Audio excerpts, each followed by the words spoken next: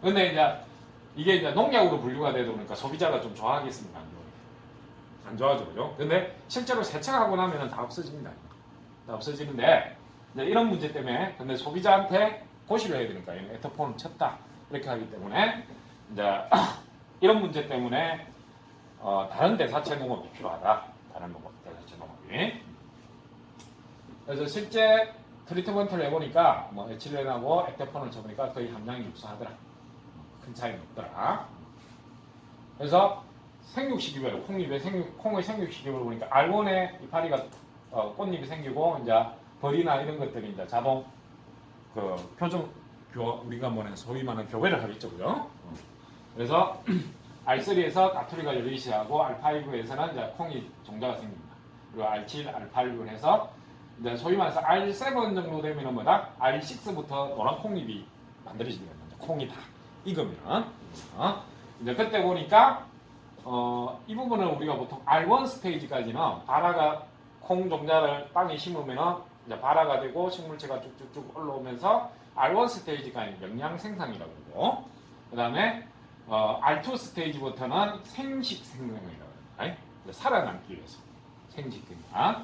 그래서 처리적기는 R3 타임이 좋더라. 근데 아마 R3만 해봤기 때문에 그럴 수도 있습니다. 그래서 뭐 V2, V1, V2, V3, R1에도 한번 처리를 해서 함량이 증가되는지 한번 봐야 됩니다. 그래서 특히 V3나 VC나 V1에 처리해서 함량이 확증간다. 이렇게 하면은 최근에 유행하고 있는 새싹 식물로 팔 수가 있습니다. 새싹콩으로.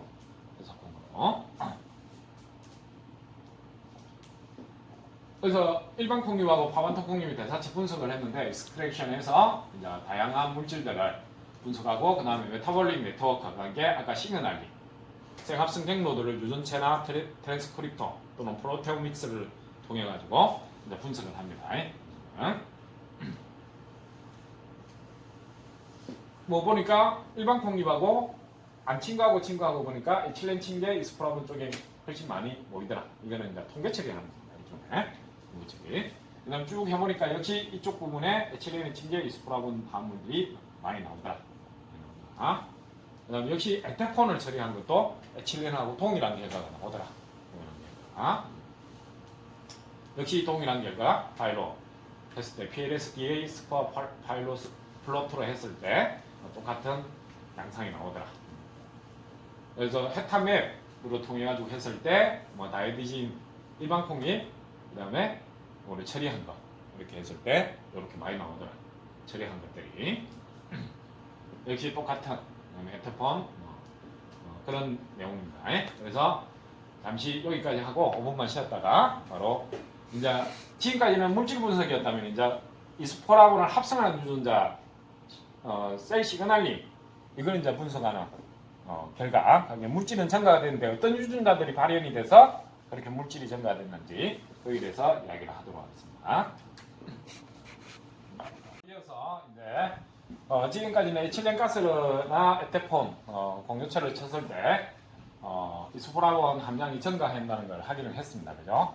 그러면 이제 도대체 어떤 유전자들이 발현이 돼서 이런 물질들이 생성이 되는지 이거는 이제 한국생명공학연구원의 김차영 박사님이 실험을 갖고 와서 연구를 한 결과입니다.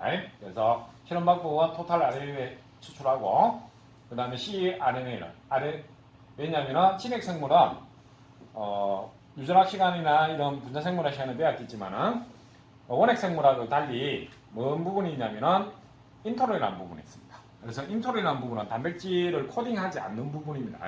그러다 보니까 이 부분은 안주 제거가 돼요. 그래서 그래야 실제 우리가 단백질 생산되는 그 유전자 코딩을 알 수가 있습니다. 그래서 일단 토탈 RNA 익스트랙션을 하면 그게 인트론이 포함이 되어 있습니다. 1차 전사체이기 때문에. 그래서 실제 이제 단백질 생산만 하는 부분을 다시 역으로 컴필레이터 DNA 합성을 다시 하게 됩니다.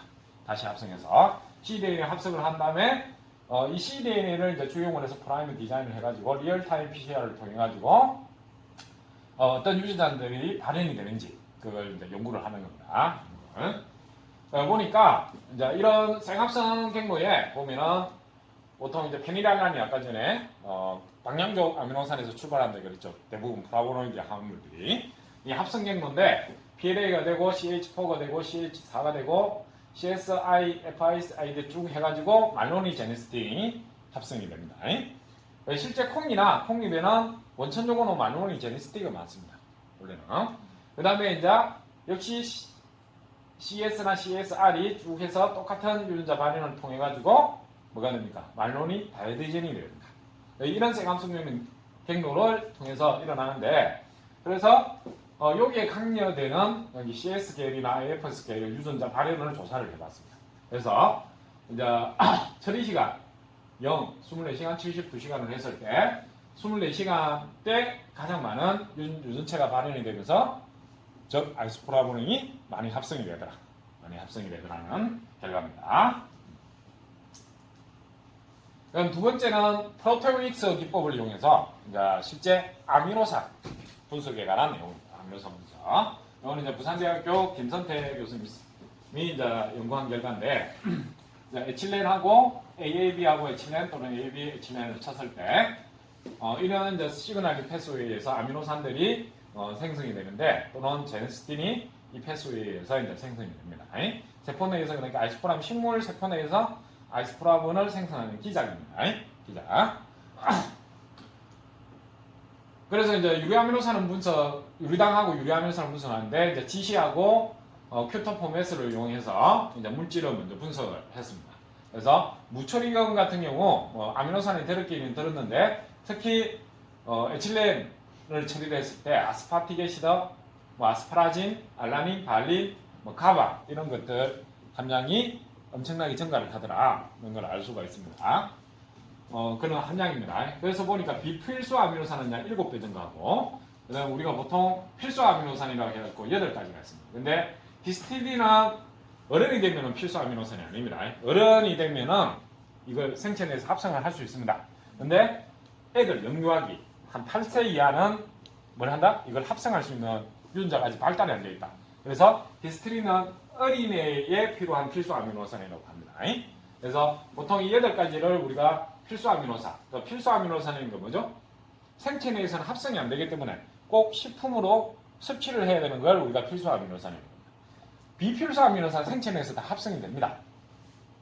근데 필수 아미노산은 우리가 생체 내에서 합성이 안 되기 때문에 꼭 식이라는 부분을 통해 가지고 우리가 합성을 해 섭취를 해야 얻을 수가 있습니다. 그걸 필수 아미노산이라고 합니다. 그럴 때 필수 아미노산은 한 5배 정도 증가하는 걸 확인했습니다. GC 토포맷을 이용해서 또 메타볼라이트 이걸 분석했습니다. 락티게시부터 알라닌 이런. 그래서 해보니까 역시 트리트먼트가 한쪽으로 많이 집중되는 걸 볼 수가 있죠. 똑같은 방법이고. 그래서 이제 글루코스에서 출발해서 피브리바이트, TCA 사이클을 통해서 아스파티게시드, 아르기닌 이런 이제 생합성 경로를 통하게 되는데 이때 프로테오믹스 기법을 이용해서 이제 유전자를 분석해 보니까 아스파티, AT1 등의 또는 아스파라긴, 가바 이런 것들 유전자가 발현이 훨씬 많이 되는 걸 확인을 할 수가 있습니다. 그 다음에 이제 항노화 소재 개발인데 이 소재를 개발했는데 어떤 효능이 있는지 검증을 해야 되겠죠. 그죠? 검증을 하는데 소재 개발해놓고 검증을 안 하면 아무 쓸모가 없어. 그래서 어떤 기능성이 있는지 이제 검증을 하게 됩니다. 그래서 첫 번째는 그래도 우리가 에틸렌 가스나 에토폰을 쳤기 때문에 이게 이제 안정하냐, 먹어도 죽지 않느냐 이 실험을 하게 됩니다. 그래서 4주간 반복 갱구투여 접종하고 급성 갱구투용을 했을 때 전혀 독성이 없더라. 그래서 단에 투여했을 때 용량이 하루에 kg당 2000mg 정도 섭취해도 아무 문제가 없다. 이게 거의 2000mg 이상 먹었을 때 아무 문제가 없다는 것은 독성이 없다는 겁니다. 독성이. 반복 갱구투여 독성 결과이고. 그래서 이제 여태까지 이제 독성이 없고 이제 어떤 기능성이 있는가 이걸 이제 실험을 한 내용입니다. 이거는 이제 경상대 의과대학 해부학교실 강상수 교수님 팀에서 여성갱년기 동물 모델을 가지고 이제 실험을 한 내용입니다. 그래서 지새끼에다가 이제 실험을 한 내용인데 실험을 해보니까 일단 지새끼 내 복부 내장, 지방들이 많이 감소가 되더라. 그러니까 이 지방 끼는 것들을 막아주더라. 그다음에 요거는 신장 부위에 있는 지방입니다. 신장 부위, 지새끼 신장에. 그래서 신장 부위에 있는 것도 요게 신장입니다. 검은 게. 요 옆에가 이제 지방입니다. 지방인데 이게 MA가 정상인지, 요거는 갱년기로 유발한지, 갱년기 유발한지에 우리가 콩잎을 먹인지 이렇게 했을 때 상당히 지방 무게가 많이 줄어들더라는 거. 그 다음에 이제 자궁 부위입니다. 여성이니까 갱년기에 자궁 부위의 지방을 보니까 역시 무게가 많이 줄어들더라. 그 다음에 이제 간입니다. 간. 저번 시간에도 이 간은 보여줬죠, 그죠? 그래서 여성 갱년기 유발한 지 같은 경우 호르몬이 분비가 안 되다 보니까 이 실험을 어떻게 하냐면 올드한지를 삽니다. 올드한지를. 그래도 이제 혹시 에스트로겐이나 호르몬이 분비될 수 있으니까 자궁을 떼버립니다. 이게 호르몬 그걸 못 하도록 오버랩템을 수술을 해버립니다. 수술을 한 다음에 이거는 이제 전혀 호르몬이 분비가 안 되는 거죠. 그러다 보면은 간도 부비해지고 복부에 지방도 차고, 그래서 갱년기가 지나면은 엄마가 특히 살이 많이 찌는 이유가 이런 이유 때문에 그렇습니다. 호르몬 불균형 때문에. 그래서 지방에도 간이 많이 끼더라. 근데 이제 저용량으로 먹이거나, 이제 이거는 L은 저용량을 먹입니다. 타바토콩을. H는 하이용량. 많이 먹입니다. 저용량이나 하이팻이나 거의 다 먹이는 데서는 정상하고 거의 간 무게나 비슷하더라. 역시 헤마스펜 스테이닝을 했을 때 저번 주도 말했지만 흰 거는 지방구라 그랬죠. 지방구. 그래서 이 지방구가 여기는 보기에도 허옇죠, 그죠? 지방이, 간이. 근데 염색을 해보니까 허연 지방들이 너무 많더라. 근데 실제 타바톤 콩잎을 먹인 거, 뭐 로 도주를 먹이든 하이 도주를 먹였을 때 거의 정상하고 유사하더라. 지방구가 거의 없더라. 이런 걸 확인했습니다. 그래서 지방간 개선에도 상당히 도움이 된다. 지방간 개선에도. 그 다음 신장 주변의 지방세포도 역시 감소가 되더라. 그러니까 이게 지금 모양이 크죠? 모양이 크다는 건 지방 덩어리가 크다는 거예요. 지방 덩어리가. 근데 정상구 보면 모양이 작죠, 그죠? 역시 파바톤 콩잎을 먹인 것도 지방구가 거의 정상구하고 비슷하더라. 정상구하고. 그래서 이런 거는 이제 다 저직을 슬라이스 쳐서 현미경이나 이런 거 스테이닝해서 관찰을 하는 경우입니다. 그 다음에 이제 갱년기 중에 여성이 이제 갱년기가 되면 뭐가 약해지면 뼈가 많이 약해집니다. 어제 뉴스에도 나왔는데 여성 갱년기가 오면 상대적으로 남성보다 골다공증 빈도가 2.2배가 넘습니다. 남자보다. 그는 호르몬 때문에 갱년기가 오면. 그래서 실제적으로 이 정상입니다. 골밀도 이게 하얀 게 뺍니다. 때 엉덩이 빼 쪽 골밀도인데 애니는 거의 꽉 차 있죠. 근데 아까 호르몬을 이제 빼버린 자궁을 절제한 거는 빼도 상당히 엉성하게 되겠죠, 그죠?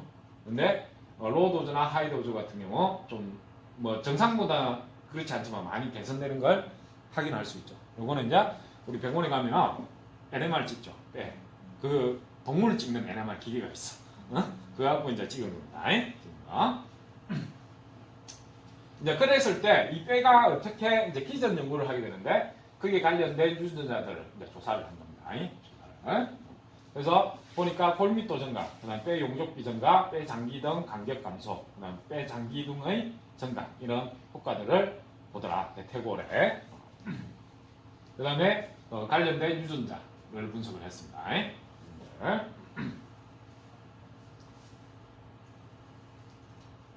그 다음에 이제 두 번째로 뭘 했냐면 먹는 거 말고 바르는 거, 화장품, 안티에이징 화장품. 요거는 주로 주름 개선에 대한 실험을 했습니다. 그래서 주름에 우리가 지금 홈쇼핑에서 선전하는 게 많은 게 뭐죠? 콜라겐 섭취라는 거죠. 그죠?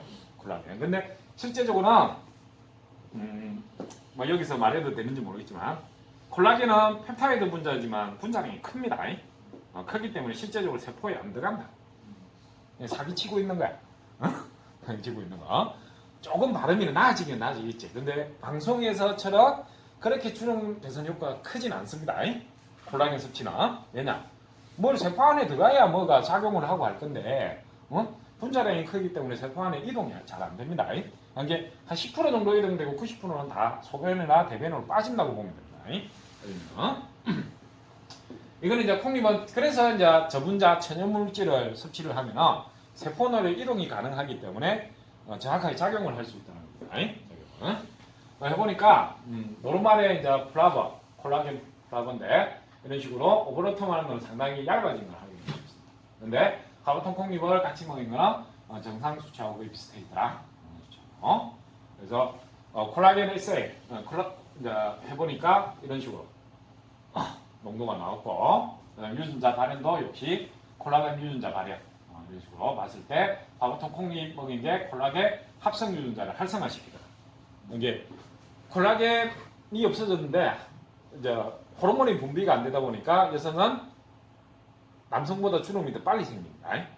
빨리 생기는데 이제 이걸 먹으니까 콜라겐 합성 유전자도 발현시킴으로써 콜라겐을 합성을 시키더라. 그러다 보니까 좀 더 탱탱한 피부를 유지시킬 수 있다. 탱탱한 피부. 그래서 이런 내용을 이제 재배기술, 그다음에 기능성 이런 걸 해가지고 식품 쪽에서는 상위 탑 클래스 저널에 이제 논문 게재를 한 겁니다. 그리고 이제 특허.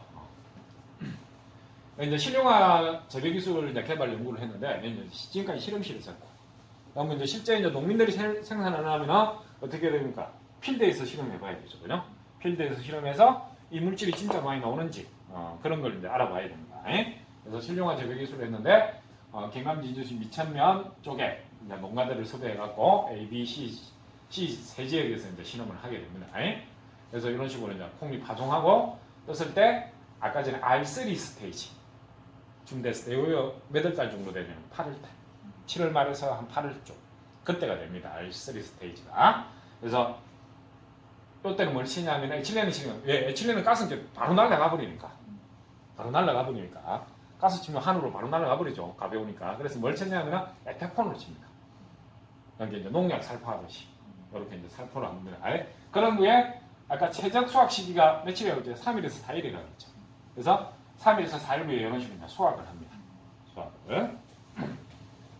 역시 다른 지역.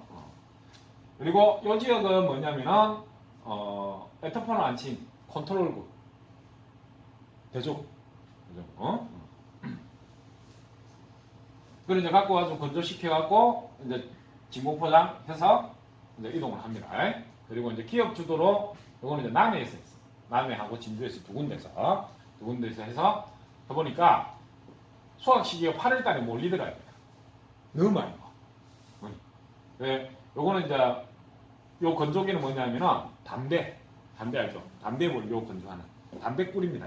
담배꿀 전초 건조하는 이제 거기에 건조해가지고 했는데 이런 식으로 8월 달에 이렇게 막 트랙터로 옮겨도 뭐 엄청나게 나오는 거예요. 엄청나게. 이체에 놔두면 여름철에 날이 덥죠. 그러니까 떠버립니다. 그게 퇴비가 돼요. 퇴비가 되면 어찌 되면 온도가 높으면 떠버리면 그게 미생물들이 자라고 뭘 하나? 아이스프라운을 분해해버린다. 분해. 그래서 해보니까 이스프라운 함량은 한 3,500에서 8,000 정도 마이크로그램 정도 나오더라. 근데 이 범위가 너무 크죠? 야, 2배잖아. 이게 필드에서 키우면 일정한 표준화를 못 시키는 거야. 표준화를. 어떤 경우에는 많이 나오고, 어떤 경우에는 작게 나오고. 작게 나오고. 그래서 콩잎 세척해서 이래 했는데 건조장이 필요하고 세척 가능한 기계가 필요하고 건조가 늦어질 경우에 콩잎이 아까 말했죠? 떠버리면 이스포람이 많이 줄어든다. 그래서 실험을 해보니까 무처리보다 처리고가 많이 나오기는 많이 나와. 근데 요 바가 뭡니까? 표준 편차입니다. 표준 편차인데 이 표준 편차 막대기가 좁을수록 표준화가 된 거거든요. 근데 이 표준 편차가 너무 큰 거야. 표준 편차가. 이게 필드에서 했을 때는 뭘 할 수가 없다? 일정한 품질의 이스포라본이 함량된 콩잎을 생산할 수 있다. 그 다음에 날씨의 영향을 많이 받습니다. 약을 쳤빗는데 예를 들어서 R3 스테이지 한 8월쯤에 약을 쳤어. 근데 그 다음날 비가 없어. 그럼 효과가 없어. 효과가. 그 다음에 날이 흐리거나 이러면 또 효과가 없어. 왜냐면 강압성하고 또 연계가 되어 있기 때문에 이거는 뭐다? 햇빛이 많아. 일조량이 일조량이. 그래서 필드 실험은 콩잎 생산에 표준화된 어떤 기능성 원료를 생산하는 데는 맞지는 않다. 그래서 뒤에 나오지만 다시 진행을 합니다. 그리고 이제 콩잎의 추출물의 표준화 해서 이런 식으로 해서 지표물질 설정하고 이거는 이제 건강기능식품을 신청할 때 필수적으로 들어가야 되는 부분들입니다.